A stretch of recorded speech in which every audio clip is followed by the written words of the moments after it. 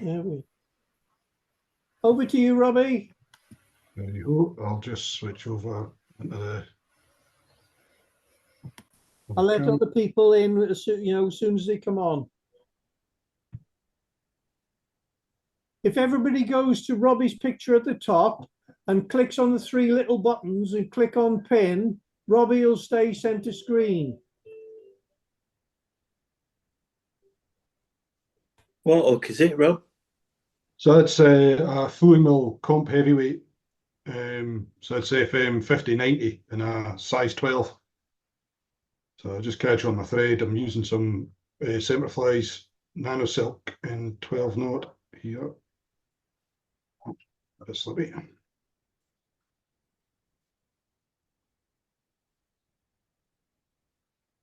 Slippy stuff, that Nano Silk, isn't it? Yeah, which it can be. It's one of its merits as well. But once it's on, I'll trim off the waist and wind down the underbody. As I say, this is a slight variant on the Dunkeld, doing a sort of dabbler version. I'll just use some golden pheasant crest for the tail.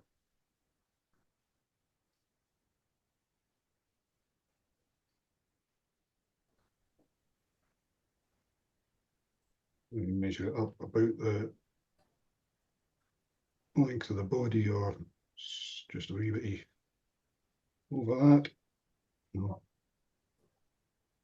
Pinch and loop to catch it on, and then just make sure it's sitting right.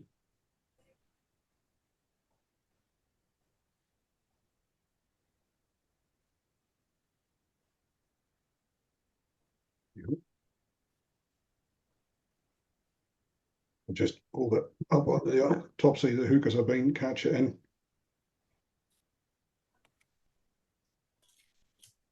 And then trim off the waist end. Now I'll catch in a small gold wire. So I'm using UTC wire.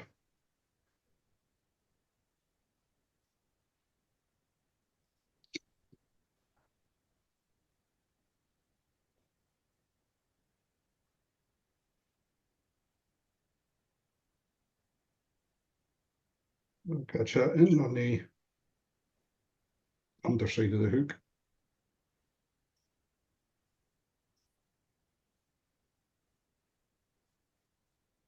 Make sure I keep the underbody nice and smooth, and make sure I'm tying the wire down to the end of the tail. Take the thread back up to the top of the body. Keep in mind I need to leave space for the dabbler head, which takes up a bit more room. Just tweak the wire over onto my side of the vise so it's out of the way. Just using some mylar tinsel for the gold body.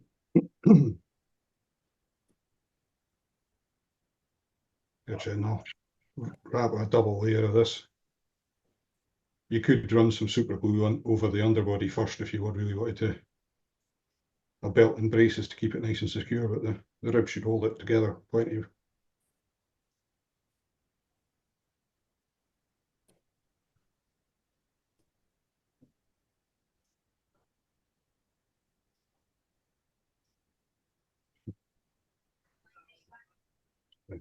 Already done. I'll catch that tinsel in with a couple of wraps. Now,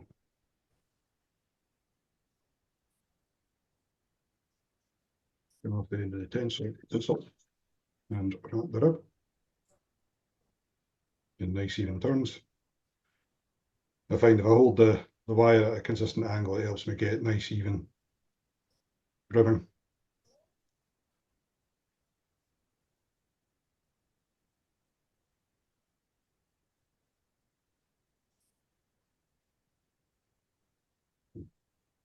Wire caught in, I'll helicopter that off. And then for the body hackle. So for the body hackle, I'm using a Whiting's hen cape, genetic hen cape in hot orange. I'll just try and get, I want to get a hackle. It's got a arm length about the gape of the hook.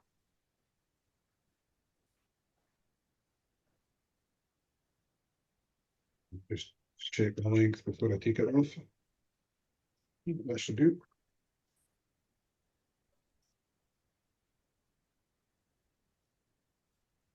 Just check that I've got a nice, with the barb length, you can see it suddenly drops off, so I don't want to go much beyond this point with the hackle. So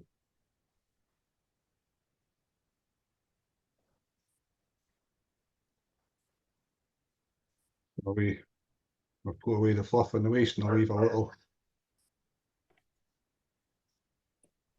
slightly more on one side. So the first wrap is on the bare hackle stock. Not enough. Catch the hackle in, fold back the waist stock, tie it down securely, break away the waist end. Put that over and then look for where I've placed my hackle pliers. There they go.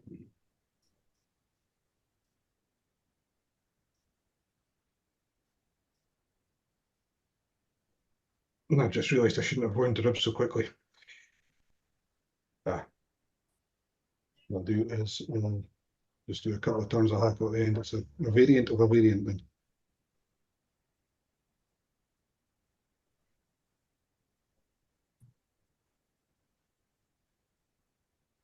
We'll go down and up with your thread. Yeah, actually what I'll do is I'll just do a head hackle and I'll put the what am I doing? Actually, I'll do it more as a standard. Yeah.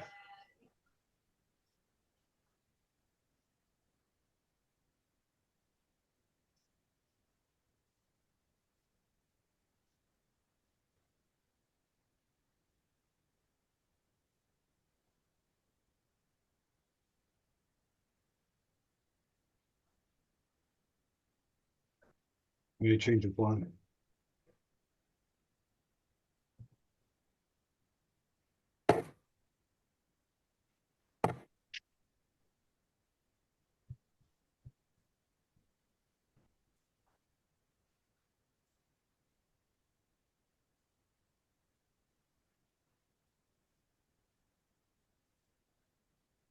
Okay. So,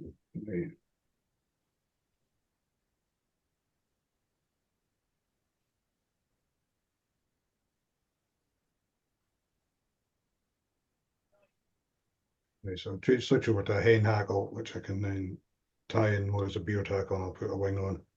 Yeah. Wing over the top.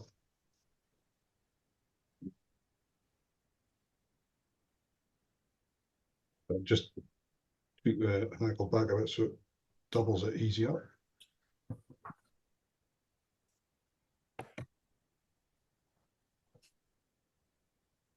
Oh, no.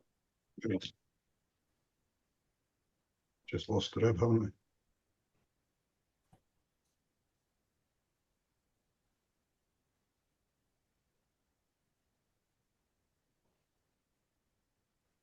Actually, I think I might just have to write that one off. It's all right to start again. Right. We'll stick to the plan this time.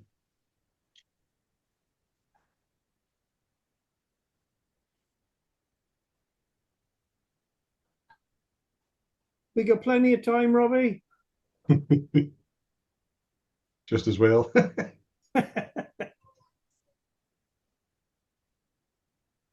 There you go. Hopefully go a bit neater this time.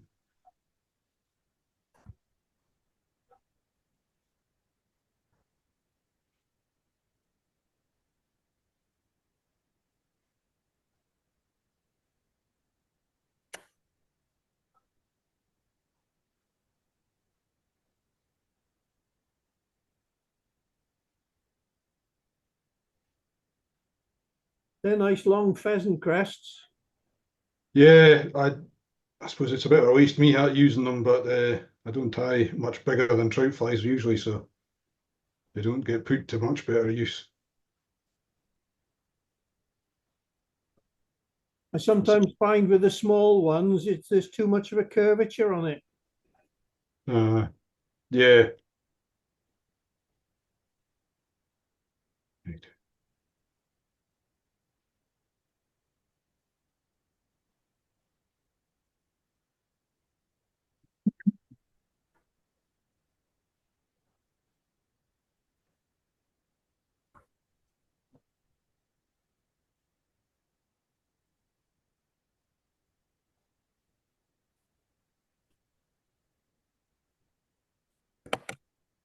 But the dogs aren't in the background aren't coming through too loud. They have their tea. Oh, I gave them their tea just before I came on in the hope that they keep the noise down, but empty.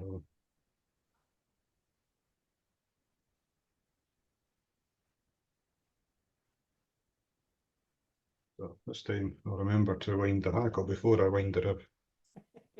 It's easy done. Yeah,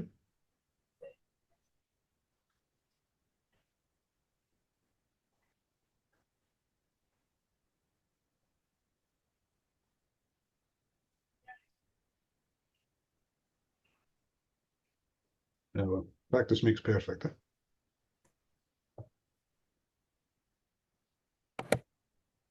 No, I like this fly, the Dunkeld. I find is a really good fly in peaty water. Really, I find it. It's got all the trigger points on it. Yeah, and I think the colour, the gold and the orange stand out quite well, I think. It's, mind you, I suppose half of it's just the confidence in the fly, isn't it? Yeah.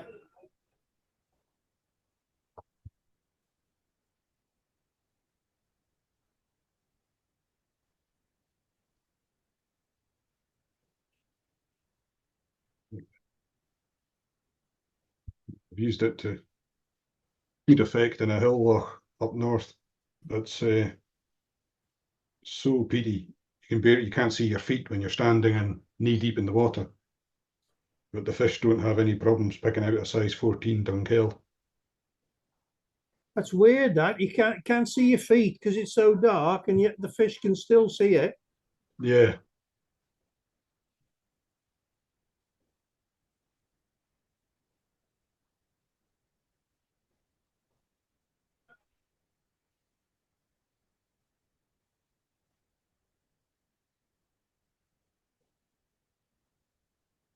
Is the focus staying on the camera okay? Yeah. It goes out now and again, but as soon as you touch the vice, it comes back into focus. Oops. Best.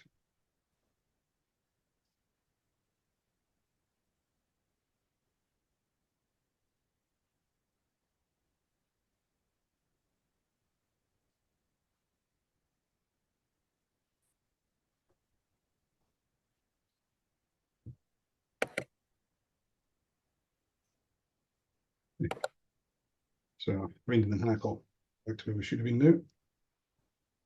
I'll do a couple of turns at the head and then palmer it in nice, hopefully even turns.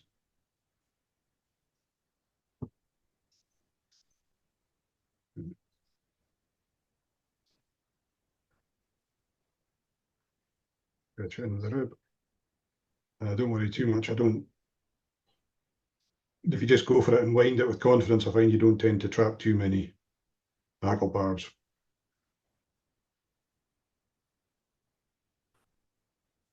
You always give it a bit of a go over with the Velcro to make sure it's all holding fine. Then break away the waste hackle and the wire. I'll just tidy up all the hackles away from the eye, and I'll tie my mallard wing in. So I'll take my mallard feather and strip away some of the fluff and the parts of the feather are sort of white, slightly lighter coloured, and just try and pull the hack out to line up the tips. You find that there's probably some that don't quite tie in properly or line up, but that should do. I'll cut that portion off the feather. Then I guess the amount that you use depends on varying how heavy a wing you get, but then I'll fold it in thirds, or as close as I can get it to. This is where practice from rolling your own helps.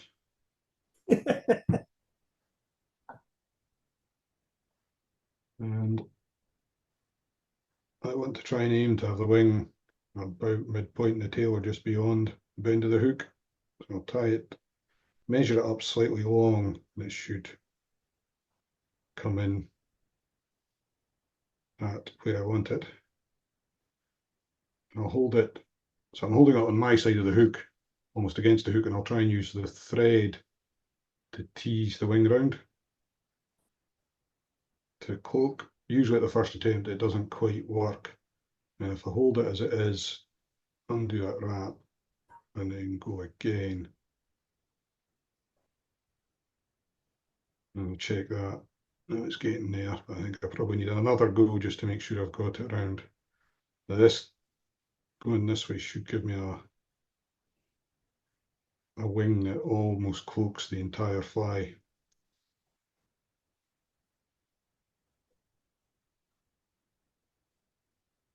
I think that's looking not too bad. Just check that everything's sitting okay.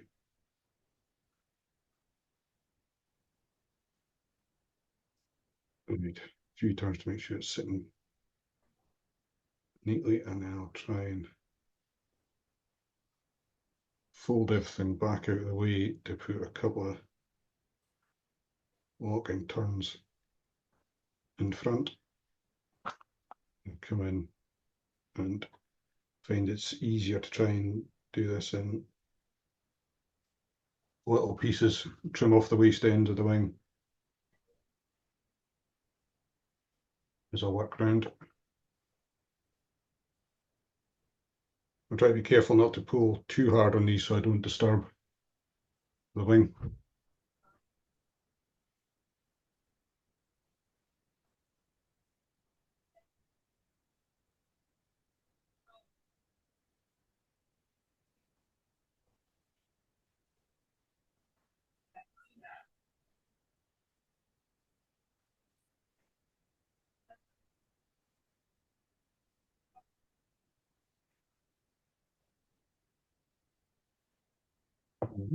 All of them. So it's just a case of thread to the back and then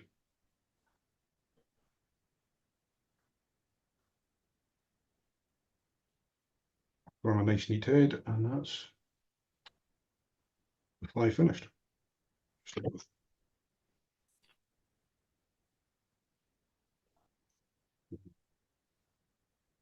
Turn whip finish on.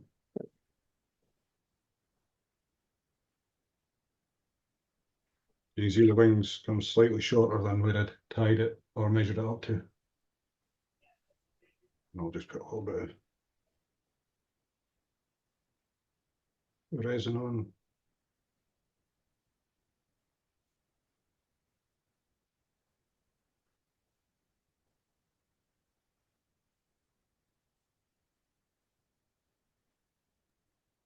I like that way of doing the wing. That's nice, that is.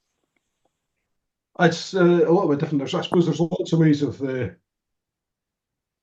achieving that. Now I'm just looking for my torch. Where did I put it? Here somewhere.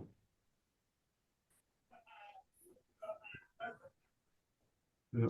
How long have you had your low vice? I was fortunate enough I bought it, must have been 2005, while Lawrence was still making them. Right. So that turned out to be a rather good investment. At the Yeah. time, my wife was looking for a new saddle for a horse. So a quick proco and I managed to upgrade my vice. Yeah, super. It doesn't leave home now though. No, no. So, Take mine to the BFFI, but I don't anymore because I've only got to take my eyes off it for a minute, and it could be gone. yes, I did hear of someone having one stolen from BFFI. Did they? Oh yes, no, it's not a nice prospect, that one. No. Okay. The second fly I wanted to try tonight, I was going to try a sort of little Alexandra variant.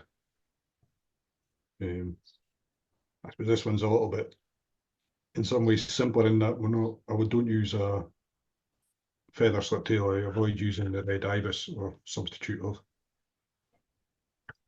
That's size 12 as well, Robbie. Yeah, I mean, a lot of time I'd fish this one in a 10 as well, but I was just, yeah, so same hook, size 12, and I'm just using the same thread.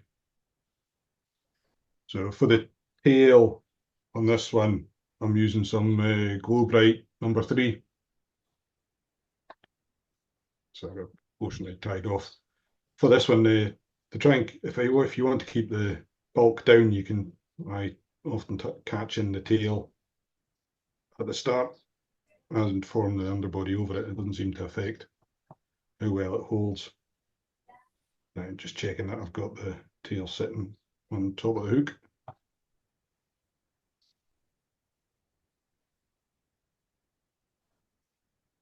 And some silver wire on here somewhere.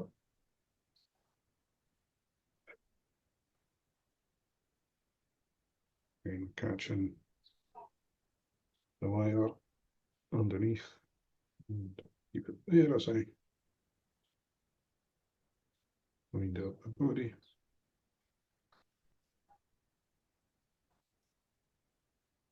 Alexander's a well-proven fly. I've always found it quite good at the tail end of the season as well. So it might just then be, again, another confidence thing, but I just think the red in the fly seems to get the brown trout going.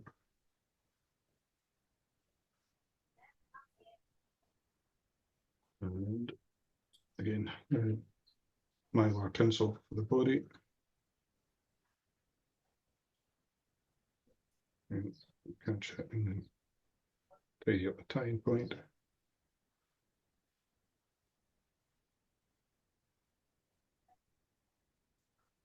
And again, wrap it down the body in touching turns. A little bit tight, make sure I get the tail end of the fly covered properly, and all the thread covered if I can. And then back up.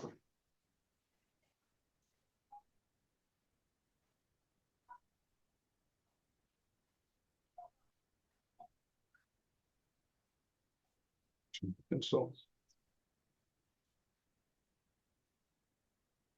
No palmer tackle on this one, so I'm safe just to wind it up.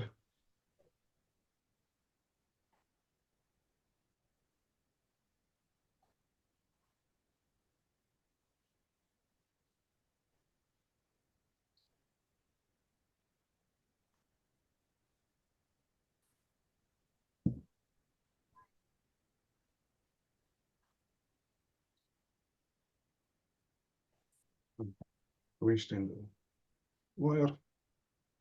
And for the wing, use some peacock sword. Now there's some hook cell. Always a good source for these things. And again, so I just to try and pick yes, you can dress the wing as heavy or as light as you want, but possibly quite good to err on the side of heavy initially because the sword is quite fragile. I just wind up the tips and pulled it off. And I'll just roll it a bit. Fingers, and I want this just to go a bit beyond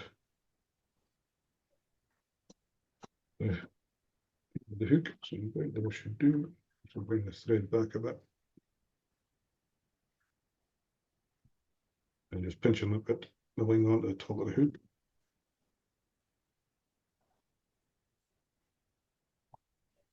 We should do nicely.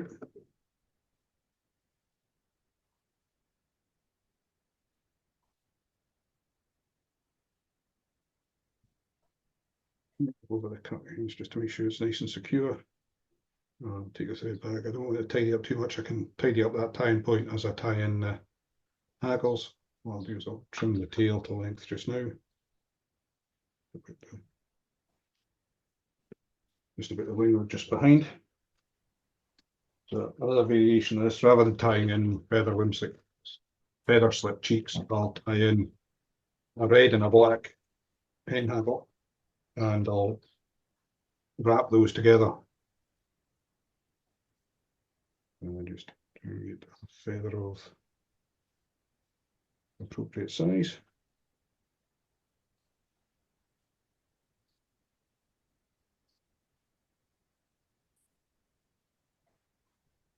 I mean, wrapping them together is probably a bit overkill, but I like the effect of mixing the hackles. You could probably wind one after the other and be just as effective. So these are Whiting 4B hen capes.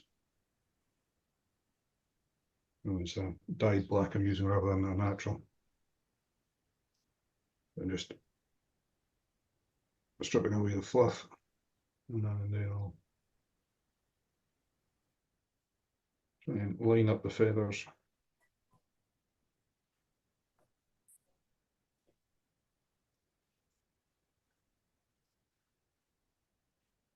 And barb lengths in just about even.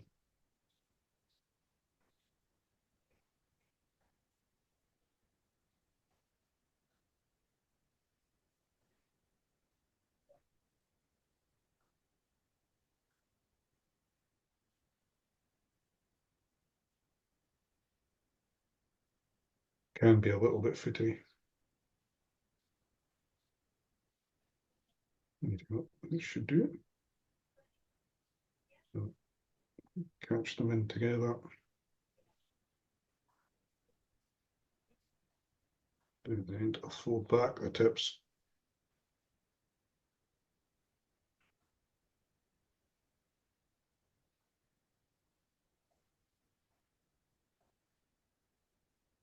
And if I slide my fingers back, the tips should isolate out.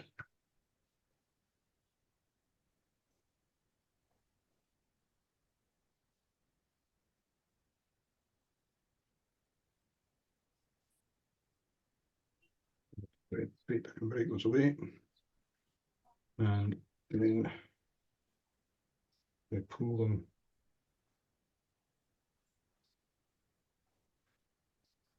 the hackles under a little bit of tension. They should line up quite well together and wind at the same time.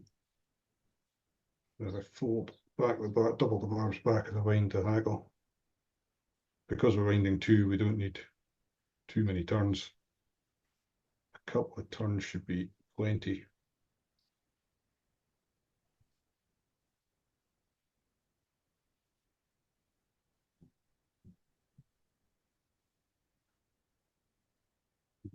Just fold everything back and form a nice neat head.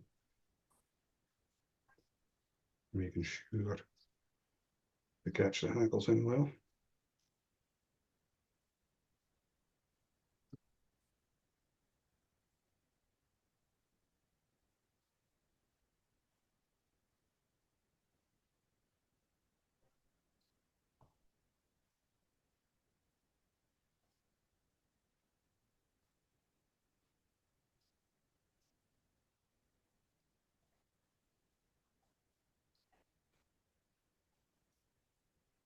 Okay.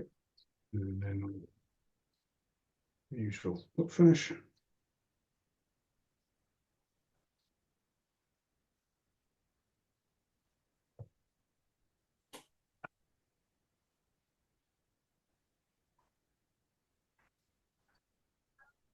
Is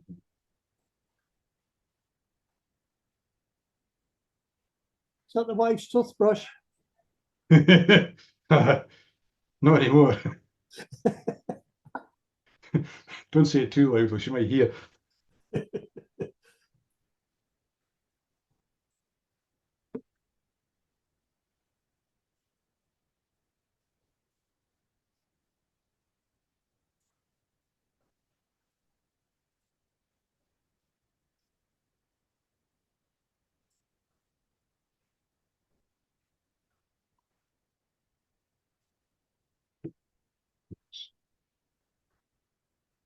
And you can see the red hackle pops a little bit as well as the tail. It's got a nice attraction, a very useful wee fly.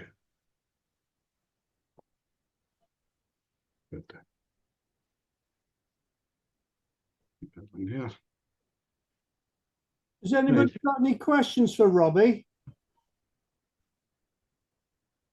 No, they're all happy. Oh, good. There you go. Okay, I'll tie up. Heading up north in about a week's time for a bit of fishing, and again in August. Last August there was a lot of Caddis about, so I've been tying up a few patterns for that. Yep. And came across I think it was Kelly Galloop's videos on various Caddis, and came across a double wing Caddis, which looked like quite a nice pattern. It looks almost like a half hog. I thought I might try tie one of those up this evening. Right, I'm going to change over to classic wax thread as I'm tying in deer here after this. Right. So this is so I should have checked, classic waxed thread from Simplify and Pale Olive. What hook are you using now, Robbie? So that's the hook. It's a size 14 ultimate dry hook from Flowing Mill, CF 50-55. So, They got a nice shape to them, haven't they? yeah, it's nice. I like the, what is it? I don't know what it's recurve of the curved point is quite nice, isn't it? It gives you a bit more reassurance. That it'll hold. Right, for the shuck on this one, I was going to use some.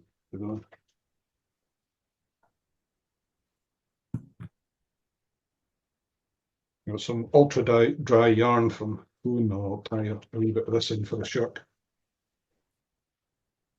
I don't think it takes a lot, just a few strands really.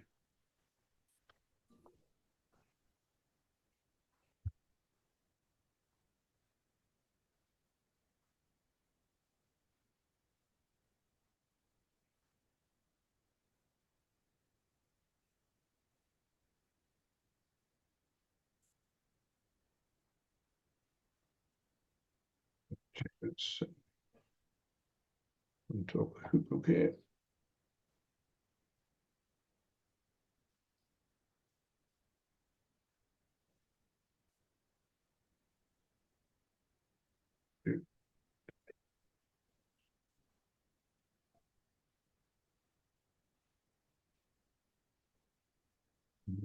And then for the body, I will use some. No, that wasn't that exactly.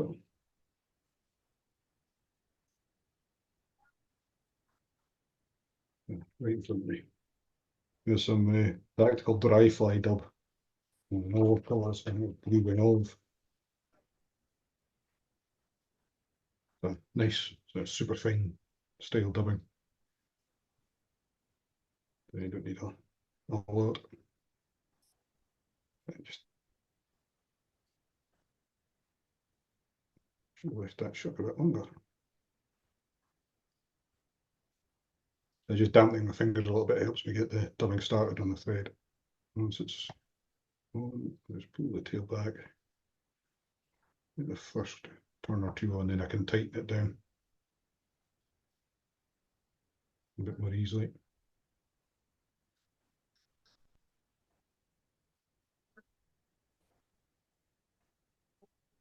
I'll use this stubbing for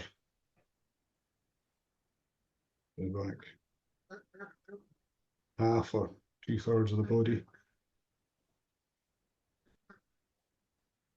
building a little bit of a taper into it, but not a huge amount. Try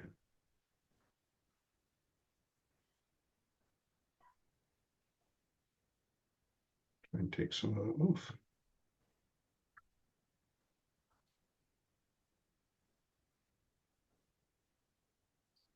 Right. Just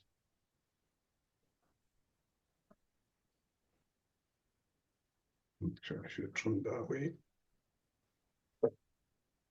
Left it a bit too long.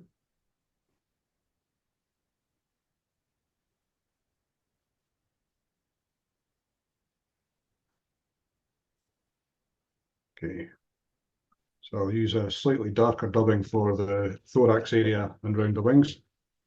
We're going to use an ultra dry dub from Fulling Mill and Pepper Box.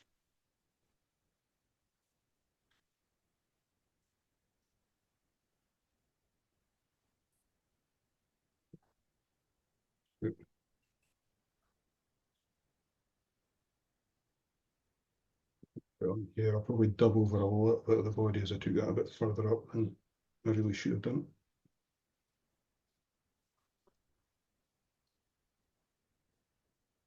I'll keep it a bit thicker, and then I'm looking for ear here. Don't get it. There we go. So I'm using quite a light coloured hair for this. It's a Comparadun hair from Nature Spirit, a lighter coloured one of it. I think they used to do a couple of colours. So select a bunch that I want to use. I don't want to go too heavy on the wing. So it's one of these trial and error, and you'll get a feel for how much you want for the different sizes of fly.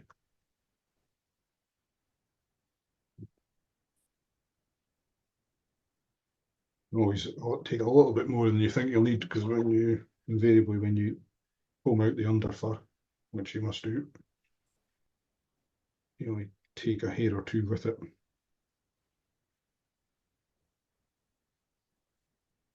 That's my little bunch of hair. You could almost tie it in as is, but I will briefly stack it just to get the tips aligned.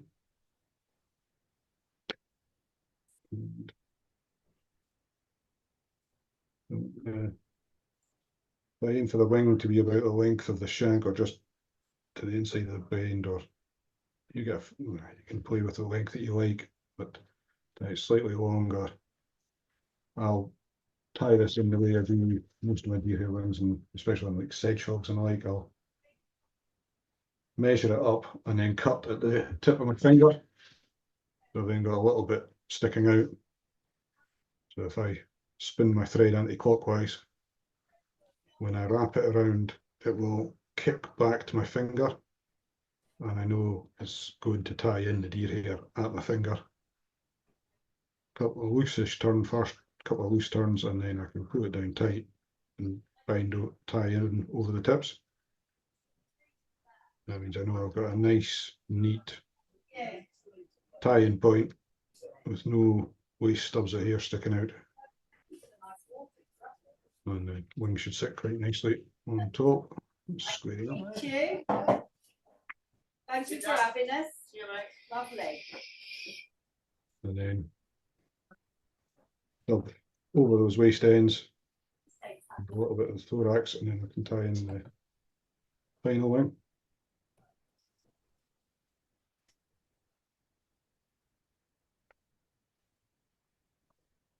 And just tighten that up a bit and slit.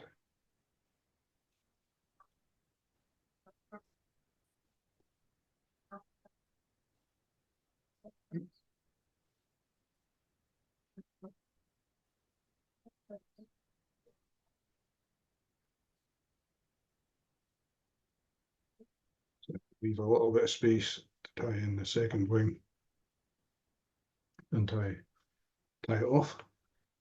So I'll use the second wing roughly the same size as the first, maybe slightly heavier.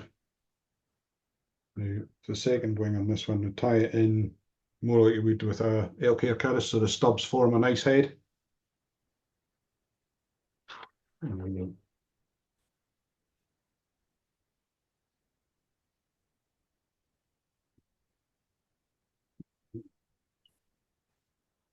Okay. Just flare it out a little bit in your fingers and put the comb through it to take out the under fur.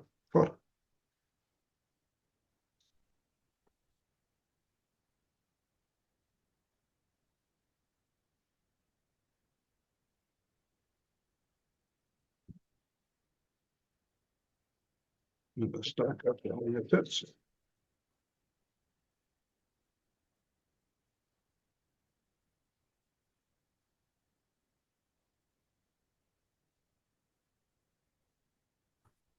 Got a couple of broken tips in there. Because they're thicker, I should be able to tweak them out. So, got a nice wing there. And I want to measure, I'll use the same length of wing, so it'll sit slightly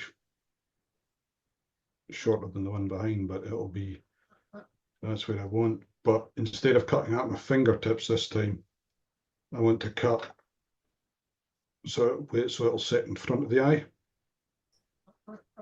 So if I've measured that up, cut there, or maybe slightly beyond it, so that when I, again, spin my thread anti-clockwise and line it up so the wings, so you can see the ends of the hair are just at or in front of the eye of the hook. When I put my 2 loose turns on this time and tighten it down, that hair flares up nicely, and I'll just put a wrap or 2 through the head, hold everything back.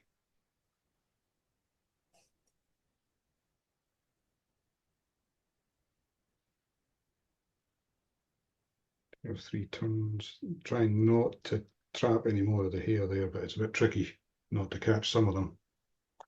And then I'll put my whip finish in.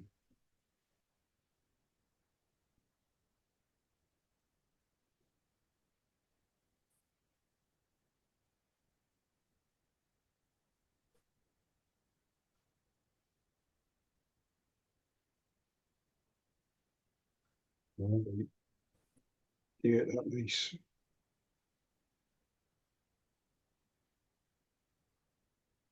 Weird stubs at the head of the fly without having to do the cutting and change the shape of the wing after you've tied it in. And it's quite a neat way of doing it. And I'll go in and put a little bit of varnish on the underside of this just to make sure it's set in the hold.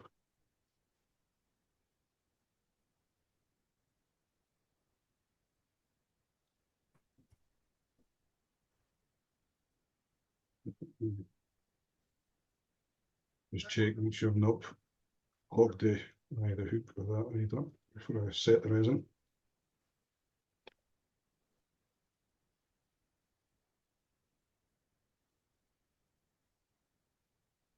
It's quite a nice wee version of the Caddis, and with the double wing, it's got just that little bit more buoyancy to it. Maybe pick up a bit of a wind or a better wave. Nice little fly, that.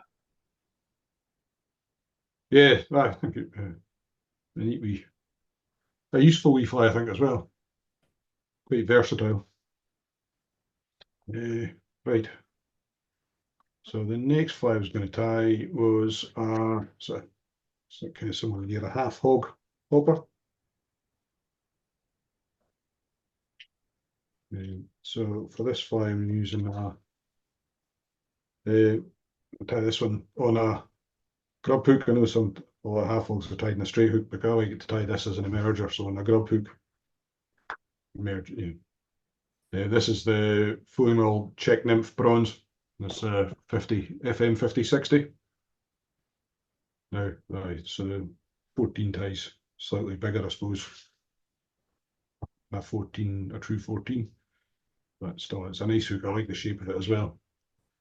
With this one, you could probably also go tie with the heavier version of it, and the amount of deer hair in the wings would quite happily float the heavier hook.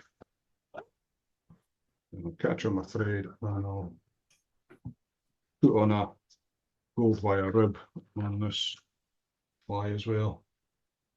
As I say, with 2 or 3 deer hair wings on it, buoyancy is not going to be an issue.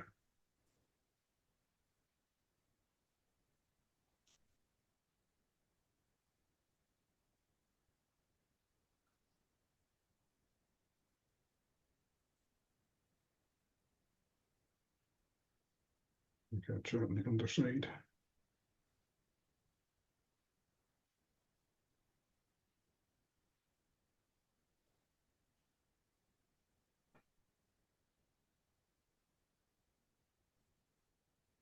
You want to take your underbody well into the bend of the hook on this one. I mean, you could make this more complicated. I think the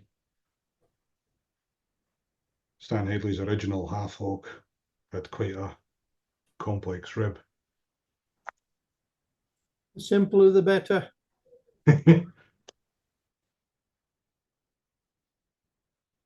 Usually some CX dub from Flumill, just a light olive. Again, this is more of a style of fly rather than the pattern. You could play with this to your heart's content and do some weird and wonderful things with it, but it's just a very effective style, I think. It's got a lot of useful triggers about it.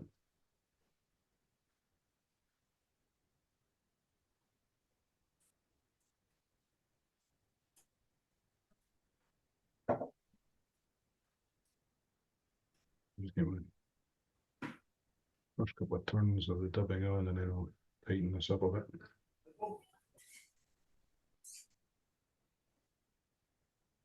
Try and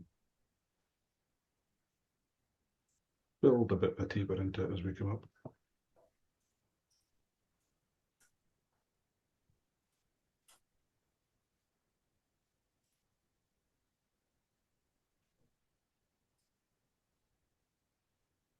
Take a little bit of judgment as to how many wings you want to get on and how far up to take the body before you start going into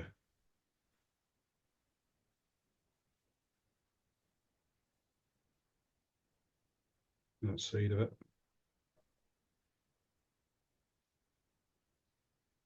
I'll take this off a bit.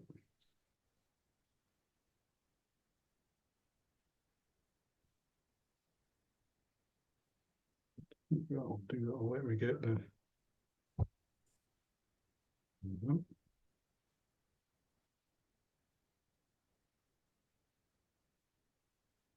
That'll be for the body, and just wing the ring up. The wing up.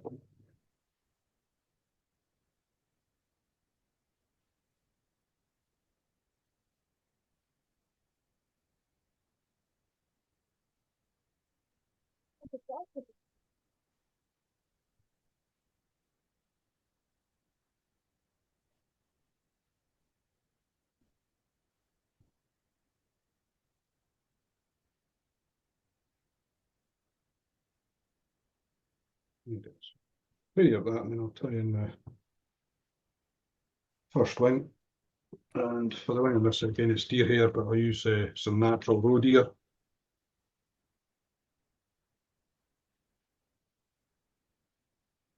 Again, just you don't need big pinches of hair for these, as you're going to put in 2 or 3 wings, so it's going to have plenty of buoyancy to it. And same process as with the previous one. We'll take out the under fur.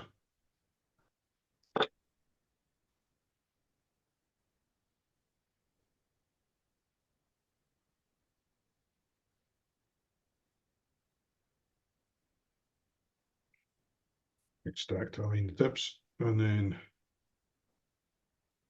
make sure we've got everything nice and neat. And I'll try and gauge the length of my wings against the hook, so probably when the tip's just about to reach where the back of the body is from the eye, that should. You can always play with those measurements, get the style that you like. I think it's always handy to have a measure that's consistent for the hooks you're using. And again, as with most things in fly tying, there's more than one way to skin the cat, so catch it in with a couple of loose turns and then bind it down.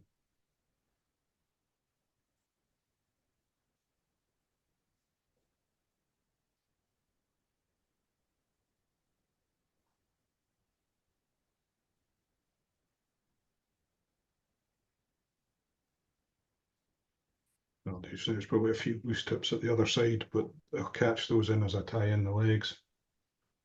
And that's what I was hoping for next. But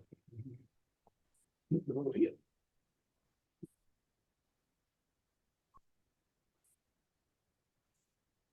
Just using short bought knotted pheasant tail legs. I don't have time to go knotting my own.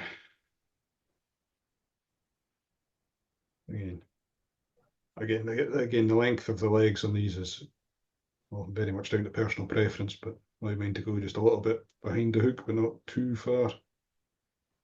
And I'll tie them in on the side or underneath. A couple of turns on this side. And I'll get the next pair up, and then once I've got them both in, I'll check where they're sitting. I'll use my thumb to hold these in position and measure them up. I want them to be about, match them for length with the other side.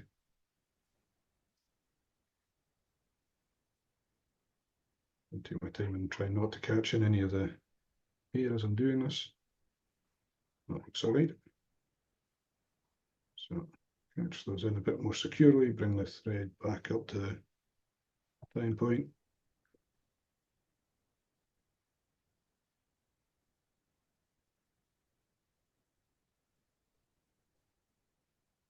Trim up the waist ends.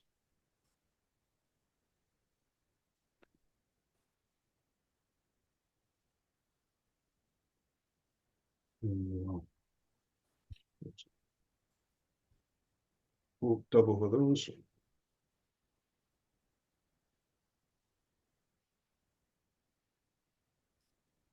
Need a little bit of dubbing for this.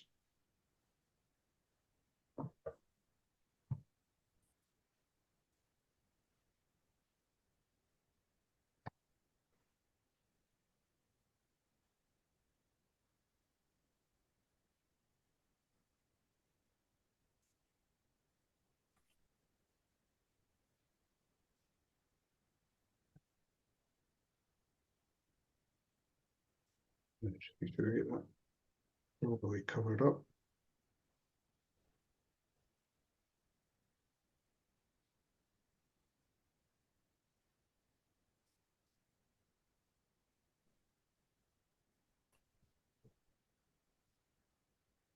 Like the next bunch of hair for the wing.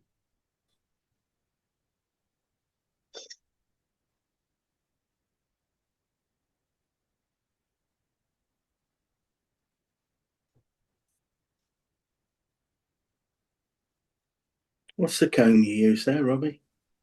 The comb, it's a nitty gritty knit comb. Oh, right. I used a plastic one for years, but the teeth started snapping and breaking out of it, and then I saw these in the local pharmacist. And the fact, I don't know if you can see it on the camera, but there's a nice little sort of spiral groove in the teeth, and it seems to grip the underfur quite well.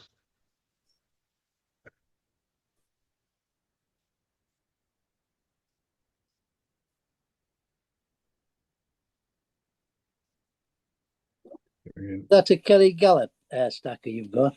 Yes, it is. They're quite nice wee things.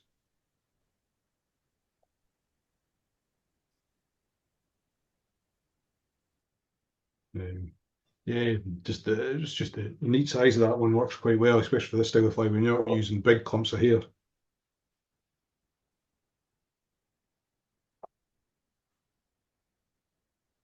Again, I just measured up and thread anti-clockwise, and then tuck it in.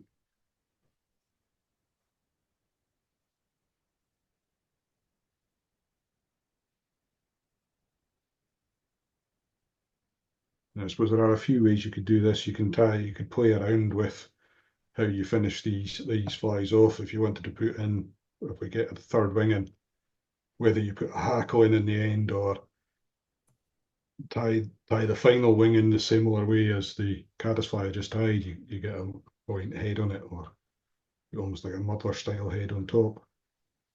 What I think I might just do is, there might be enough space to squeeze a small wing in there, and I'll just And we just finish it off at that.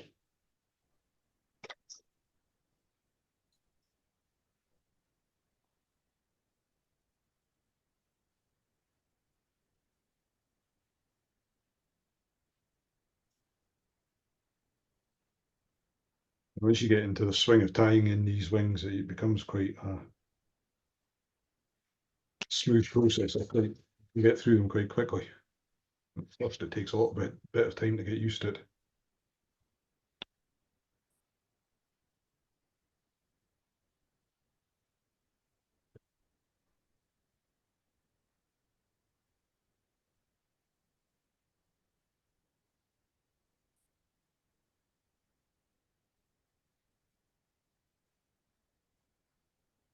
Just make sure I've got the thread back from the eye.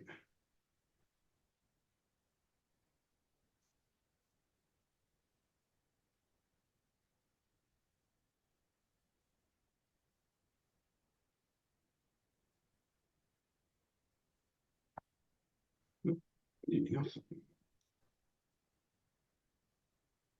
So tying it in that way means I've got the head tied almost already after tying in the stubs, which works quite neatly.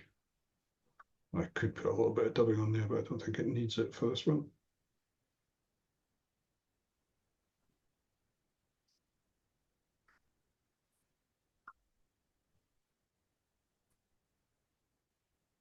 And if this was a sedge hog, I could go to town on it with Velcro, which would really nicely align the wings and get them sitting nice, but I've got to be slightly careful with the pheasant tail legs. Now if I use the wife's toothbrush again, you can see that just gets the wings sitting nicely and pull out some of the body.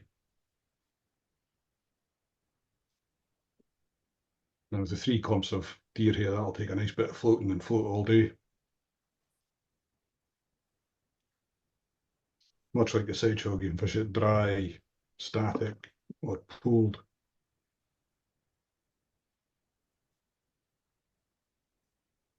In bigger sizes are quite a good, they can be quite handy for sort of washing lunge style as well.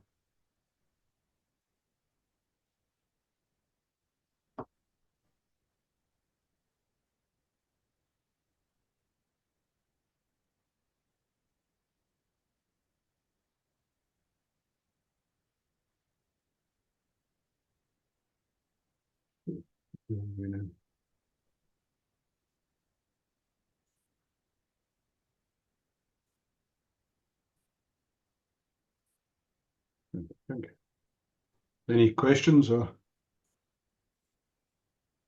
They're all on mute at the moment. You know, you could tie in a second you could tie in a second set of legs, you could. In the front. Right. You could tie in a second set of legs, well, if it was me. Aye. Yeah, I guess you could always do a set of, I mean, if you could put in a set of wingtips or something as well, instead of done that with like a daddy versions as well. It's something I would fish with back in the Connemara Lakes Ah, in the west of Ireland, or the Republic of Nice. Ireland. Those type of flies we fish with, say, from now onwards. aye.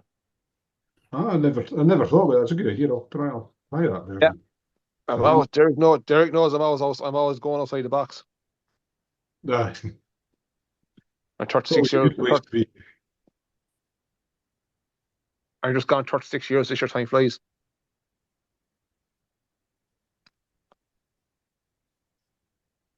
I was good. I suppose the other one I could do is I was playing around with some dubbing on a wet fly as a collar hag on me to tie up one of those quickly. I throw one together. If we've got time, if anyone wants me to keep going. Yeah, you got plenty of time.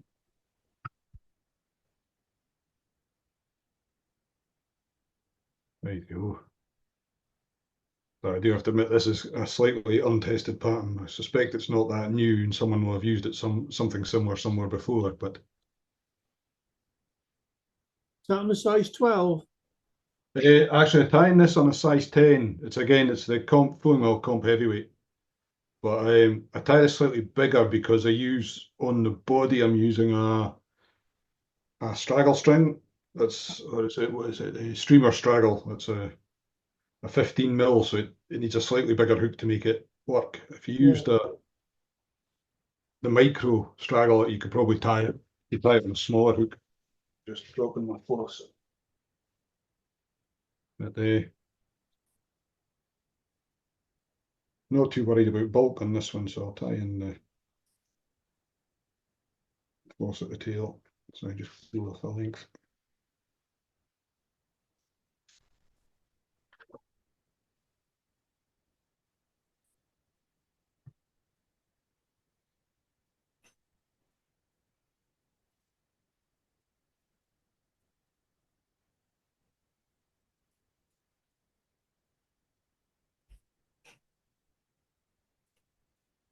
So this one, just the materials I'm using tends to try a slightly bulkier fly anyway, so I'm not too worried about building bulk into this one. But just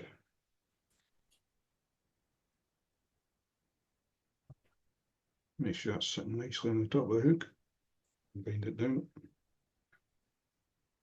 And that's the Glow Bright number 3.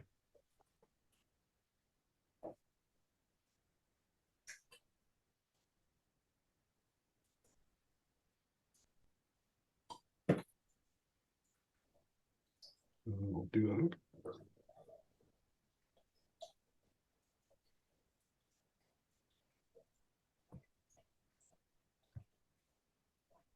that. So silver wire. So the body on this fly I tie with, as I mentioned, this I think it's streamer straggle at the front half or third of the body, and then I'll use a pearl tinsel for the rear body.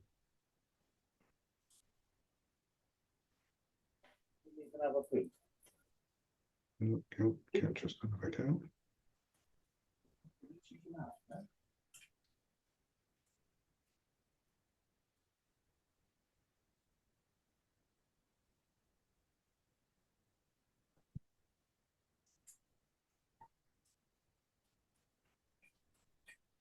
Just take the wire back over.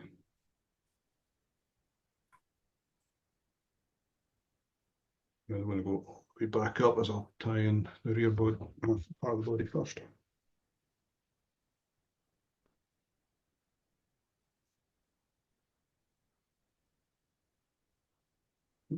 Picked up a new spool of pearl tinsel.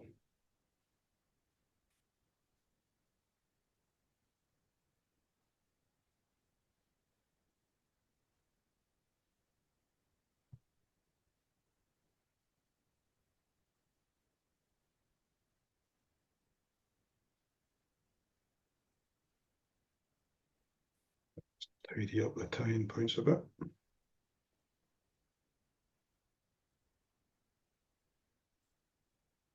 And it should do. And again, tinsel body will just touch and turns down the body and back up.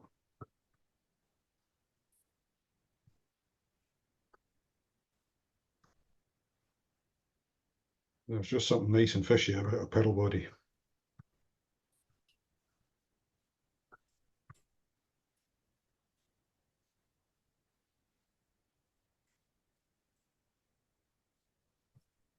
What times I'll do to hold that just now.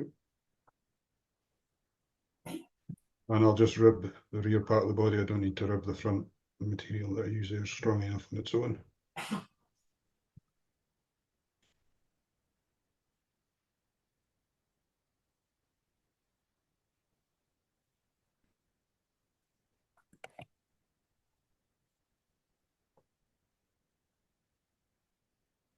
A few times to lock it in.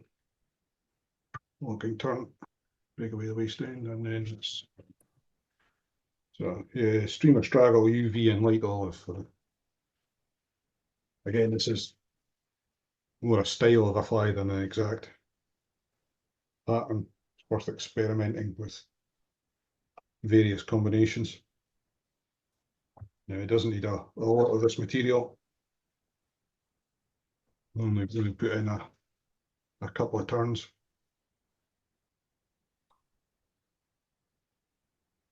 But I used the bigger straddle because I wanted to create some bulk here to give the collar a bit of shape and stability once I tie it in. When you see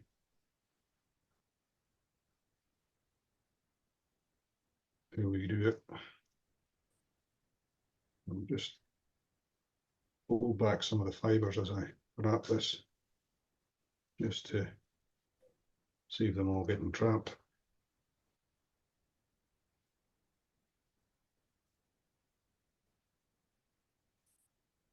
Right.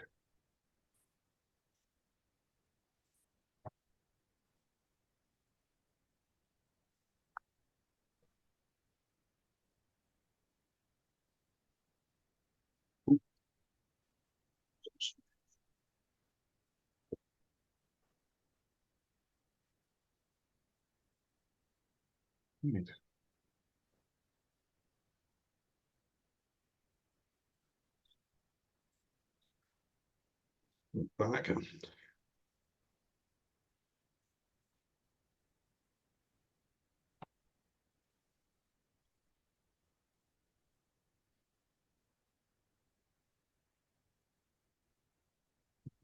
make sure that's all secure still.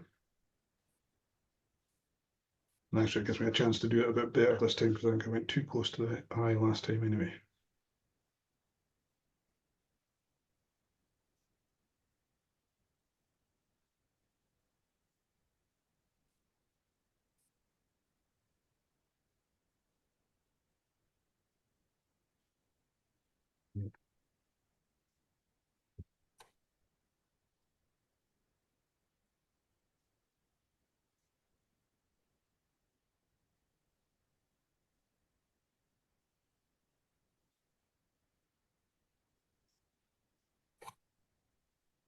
Yeah, it's a bit neat, a bit better.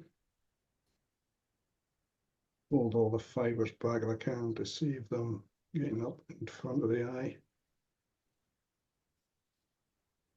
There you go. I'll cut the other length now. About the length of the body, if not slightly longer. Should have put this light up. I might shed some light in the situation. Right, so what do I was going to use for this?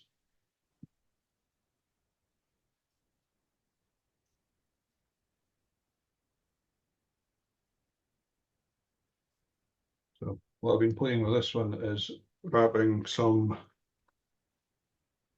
micro minnow dubbing in a split thread to create a collar. I'm selecting some of the dubbing out and then just separating it apart to align the fibers to give them, straighten them out a little. But be careful, I don't want to use too much of this, but this is a really nice dubbing. It's got some UV fibers through it, which give it a nice little bit of flash. And we come to one of the other advantages, and nano silk is that it's relatively easy to split.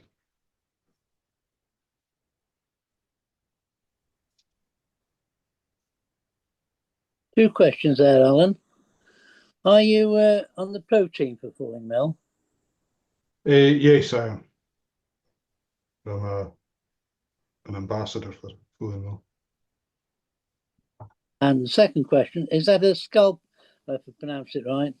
Skalman, that, yeah. Is it a thread splitter? Yeah, the Shaman one, it's quite a neat wee one. It's just got a lip at the tip that comes in quite neatly into the threads. Recommend it or not? I like it, yeah. It's pretty good. I mean, I've not used all of the thread splitters on the market, but it's a nice bit of kit. And it seems to do the job quite well. It gives you somewhere nice to sort of smooth the thread out and spread it a bit. Is it size or are they all one size? I think it's just one size. Yeah, just one size. Right. So Have you got one, Derek? Yeah, You like it? cracking bit of kit. Right. So I'm just spinning the bobbin so I can twist this up a bit. And once I've got that, So fold it back and wind it on. I'm not too worried about how neat or otherwise this is at this point. Try and keep those fibres back as well. Because what I'm going to do is do the same again, but with the, sorry, I should have mentioned that was a hot orange UV micro dubbing. Also got another version of the black UV, which I'll do the same process.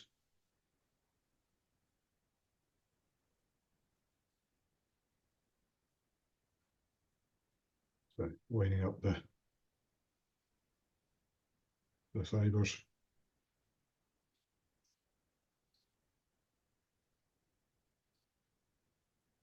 Now, this is a slight downfall is because I've spun the thread. It takes a little bit to unwind it.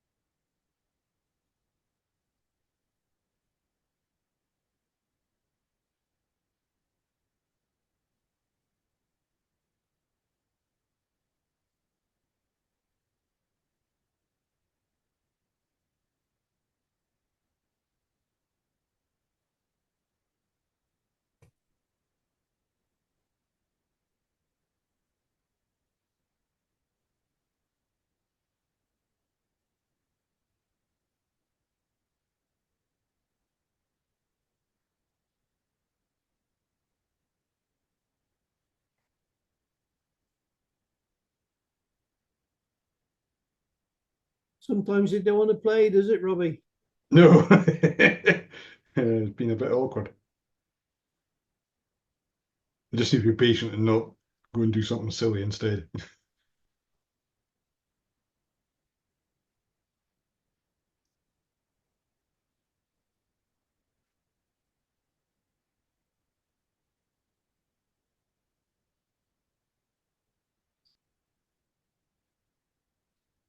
Getting there.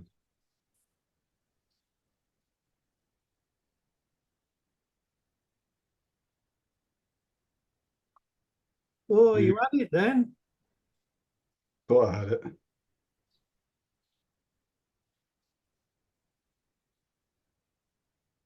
I'm trying to force it to work because it's not really unwound very well.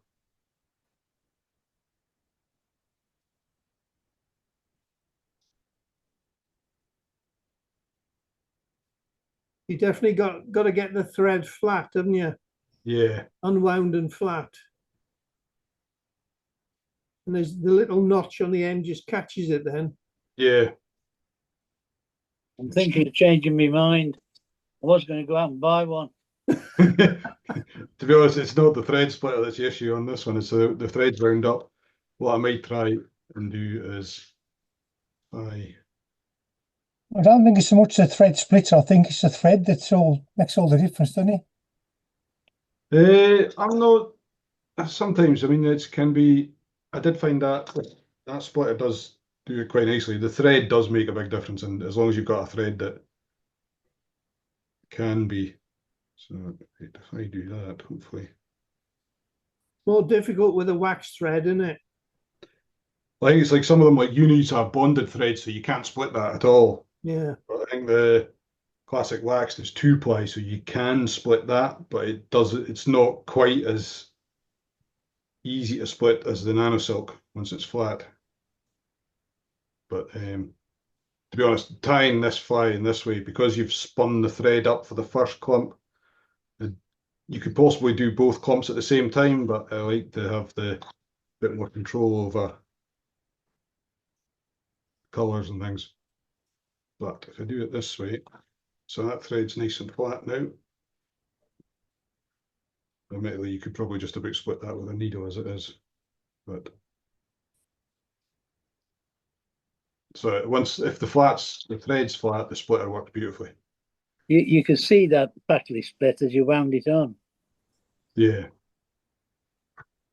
So I just want to spread that out a bit, and then spin it up again. But it does take a little bit of playing with to get the amount of. I don't get it right every time myself. I've only tied a few of these flies, so getting the right amount of dubbing is taking a bit of time to play with.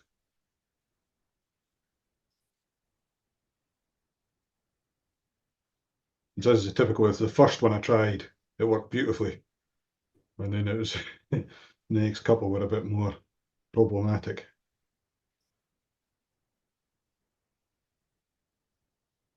But it's not too bad. So I'll try and fold everything away from the eye as I form my head on that.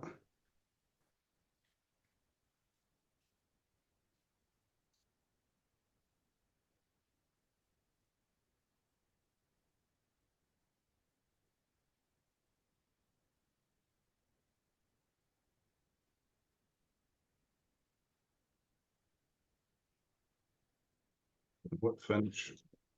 Trim off the thread.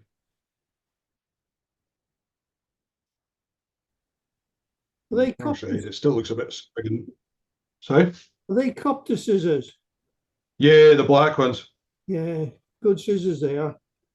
Yeah, they're nice. I wasn't sure when I first bought them because I thought they were smaller than I'd expected. They're the stealth ones. So, They're the stealth. yeah, The black ones. yeah. I'm using them. I'm an ambassador for them. And it's the first scissors I've used in 36 years where I can hold in my hand continuously, tie a fly without dropping it down. Keep the scissors in my hand, flicking it on the wrist, and tie away and keep it in my hand without lifting my hand up and down, pick up the scissors. Yeah, they are nice. They're really good, sharp, and I've been using these for must be a year or two now, and no difference in them. So yeah, it doesn't look like that much when you finish a fly, but I mean, giving this a good going over with the Velcro just pulls out that blended collar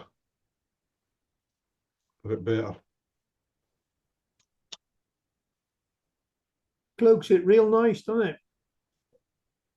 It comes out a lot better than it looks halfway through. Well, at least I think so anyway. With the length, it's not too bad a length on the staple, but again, you could always come in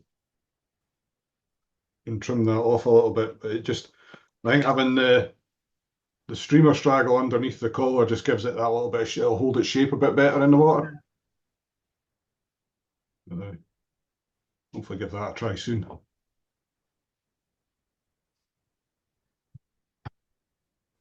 I'm just going to tie a simple wee deer hair sedge, one of Bob Wyatt's patterns. Yeah. Something a little less complicated and involved.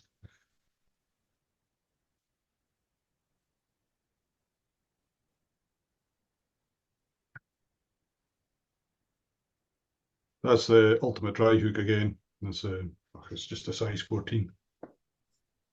Again, got a versatile fly, you can tie them on almost any size.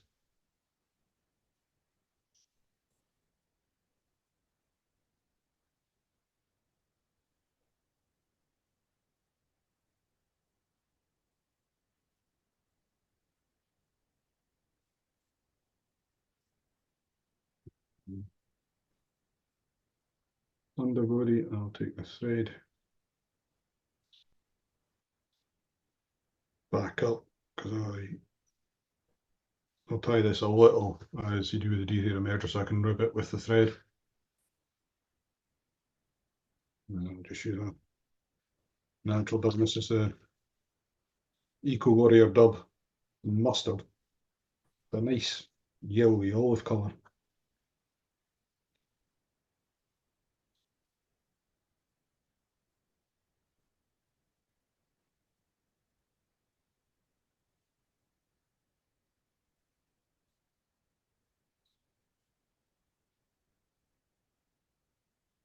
Dubbing in reverse, you can make sure you've got more dubbing at the head, just to give it.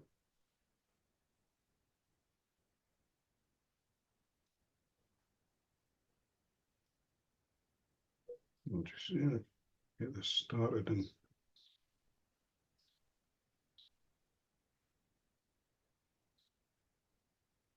get a bit of taper to it.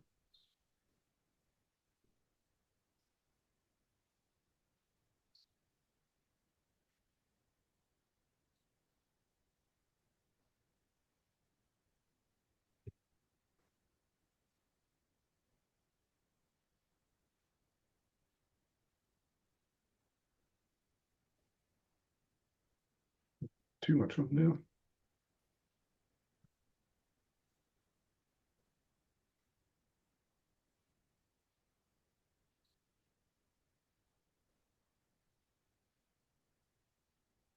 So I'll just move it back up in open turns. Put it together reasonably well, hopefully. We may need a little bit more at the upper body.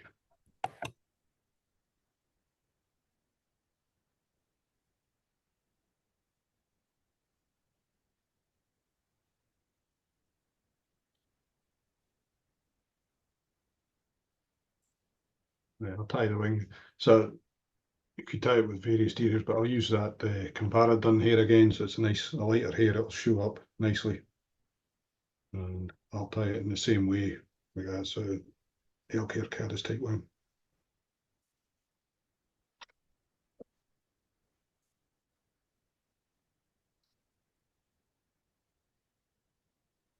It's just a single wing. I've tied a slightly more substantial bunch of hair on this one.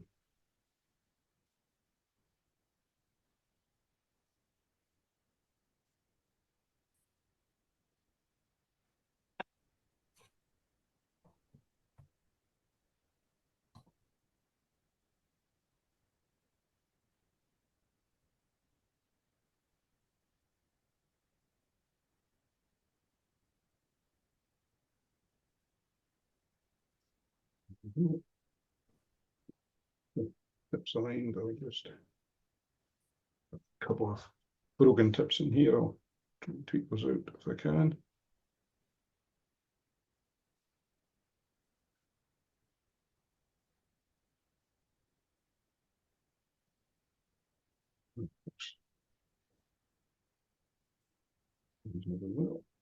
So just measure up the hair for length there, and I'll trim it slightly longer so the tips will go over the eye.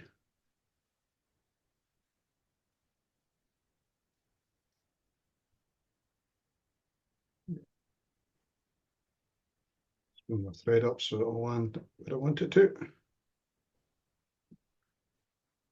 Couple of these turns and bind that down, and then through at the angle.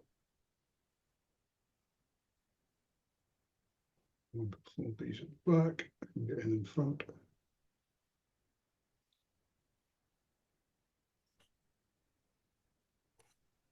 Bring that up.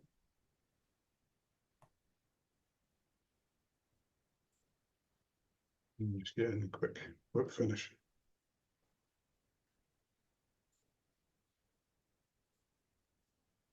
Another one of those nice, easy and quick patterns to put together.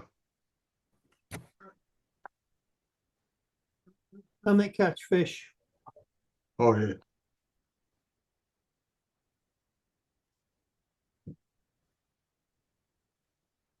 Not too bad.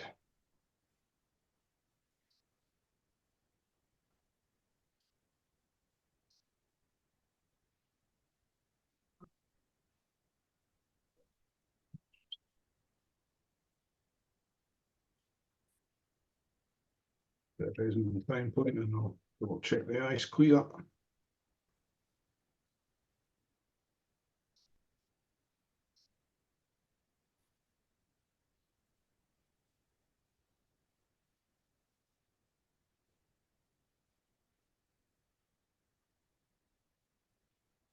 Okay.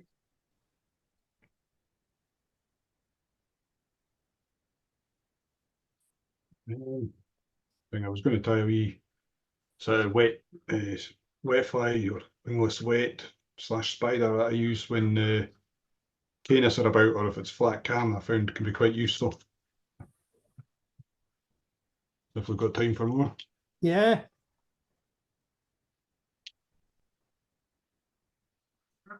So this is this is for Caenis. It's probably not as small as a Caenis, but it's size 16 wet fly, so it's a pretty neat wee fly.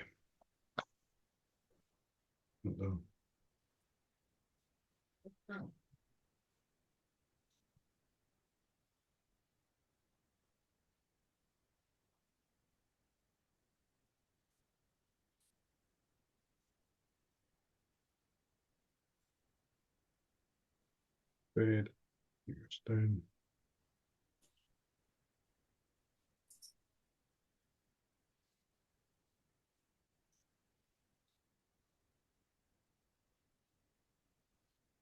For the tail, some hackle bars.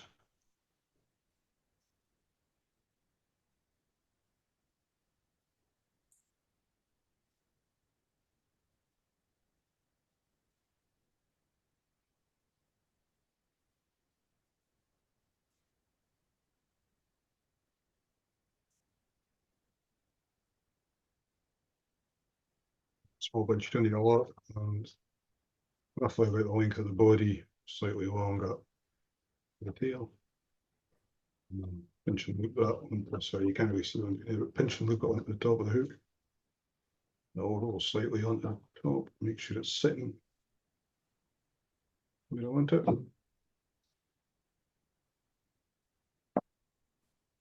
Get it up.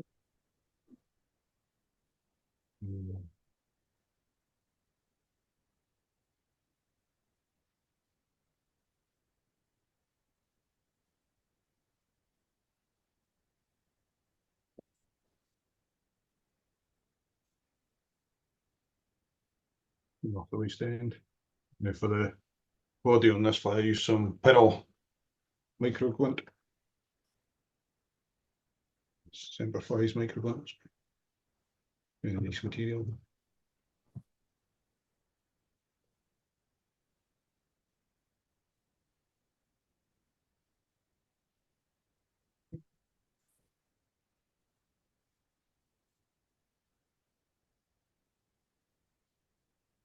Pinch it in, bring this down.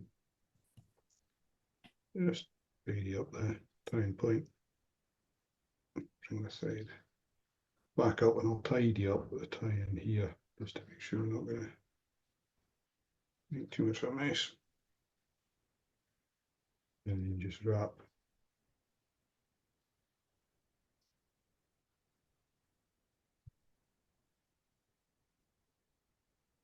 the microglint up foot to form the body. Gives a nice wee spark on a bit of translucence to it.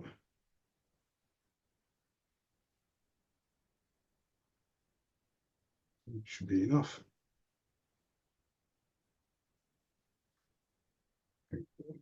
And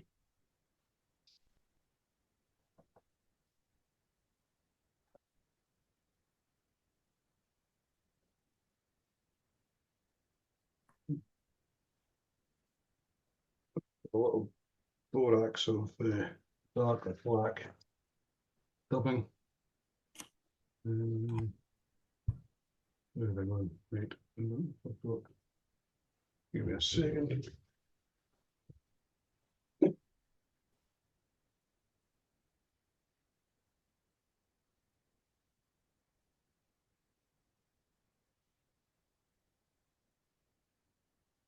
So, some ultra dye dyeing.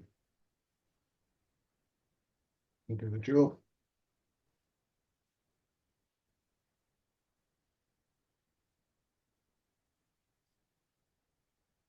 Doesn't need very much for this one at all.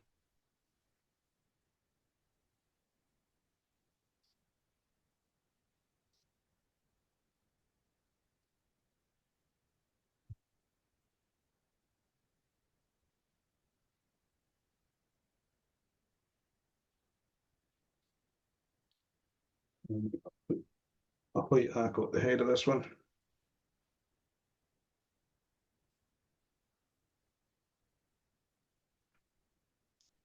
Touch the tip of your vice, please, Robbie. Sorry? Touch, that's it. All right.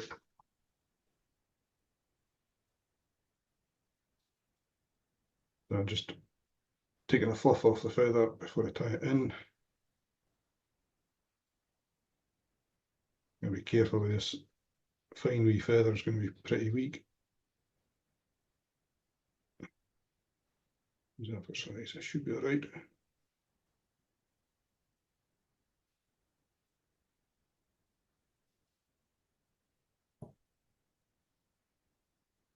Actually, in a couple of turns, 3 or 4 turns to tie it back, and we'll break away the tip.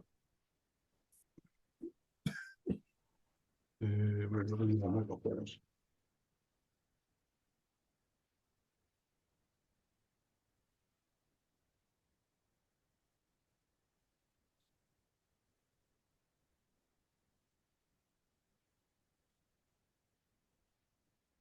Ah, too heavy-handed.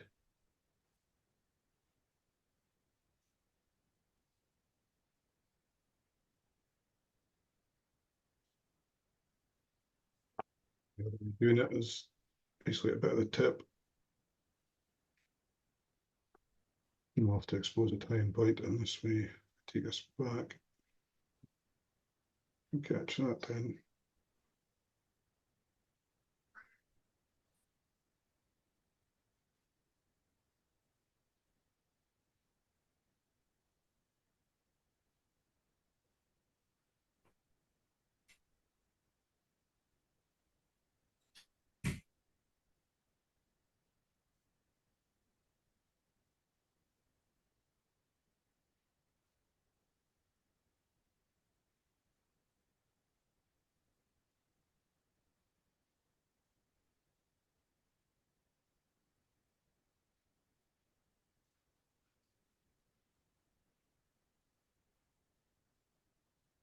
Too many turns of hack on it, but I can tidy this up once I've got it tied in.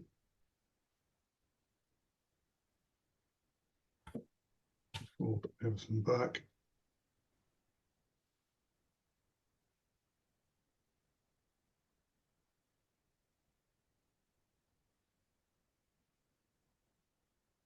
That looks like a representation of a Canis.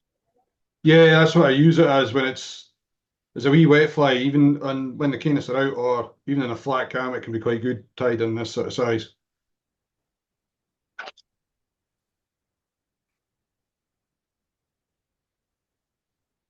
Mind you, there's probably a few other options to go with. I've also heard of people saying to pull a white muddler through them as well. Works.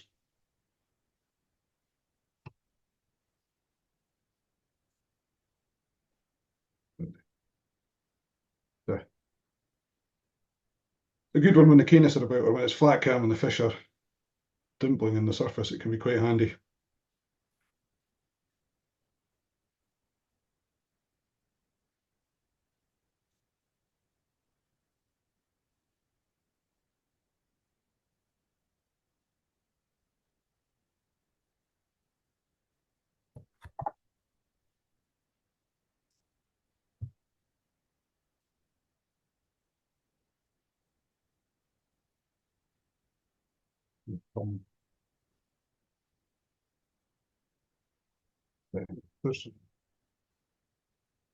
Are there any flies anyone would like to see tied or anything? Anybody got any questions for Robbie? I have one question for Robbie about his resin he's using.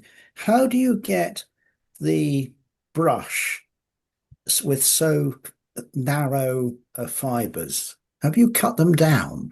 or do they Yes. come like that? Yeah. So how do you cut them down if the fibers are encased with resin? So when you buy, what I've got is, I don't know if I've got the top here. If you hold a second. Oh, Cut it down with a scalpel, John. Yeah, but it's going to be wet, isn't it? Yeah, but dry it off first. So dry it off. So what? How would you dry it? You wouldn't UV it, would you? No, You just let it dry. Just get some tissue paper, a kitchen roll, Yeah, and yeah. just keep drawing it off until it's dry, Okay, yeah. and then get a scalpel on Get a it. scalpel and just cut it to size. Yeah. Okay. well, in some ways, you can cutting it when it's wet because the resin's not set. It stops any of the fibers spraying everywhere. So if I just did it over, if the brush was in the tub, I'll just do it either over the bin or over my tying bin. Yeah, yeah. Because it'll go in and then it's just straight into the bin. It's gone. It keeps them all quite neat. Yeah. Or the other one is, what I find is with, I don't know, raids, I think most of the other resin companies are the same, as when they send them out, you get various tops. Yeah. So I've got a top A thick brush. full Yes. brush that's dry. Yeah. Oh, I see. Right. So I can then just put that in. So I've got another lid that I could use on there that's got a full brush if I wanted to. Oh, right. That sounds useful. But you So couldn't. Yeah. Okay. Thanks for that, Robbie and Derek. But you couldn't do it with super glue, could you? Because super glue would really clog up the fibers. Because quite often when I use super glue, I dab a little bit onto a plastic container and then pick it up with a pin or something, and then dab it onto the head of the fly. Because you couldn't. I don't think you could cut a super glue brush down to size. I think it'd be almost impossible. You can, John. I've done it many a times. You could use a pair of scissors, dead easy. Yeah, but your scissors are going to clog up, aren't they, Adam? Just wipe them off. It's only super glue. It's in toxic waste. Yeah. Well, I must admit I've never tried it, but I was just impressed with how Robbie had his very thin fibers on his brush. That's all. But you answered that. I've got two answers there, so I could try that. Thank you very much. John, yes. I use the brush on, so I do the glue. I get a cheap veneer scissors and I cut it when it's wet. You cut it down to size and no issues. I don't have cheap scissors, Owen. Sorry, I have expensive scissors like Copt. I have Copt expensive scissors. But you need cheap scissors to do that for purpose. Yeah, well, maybe.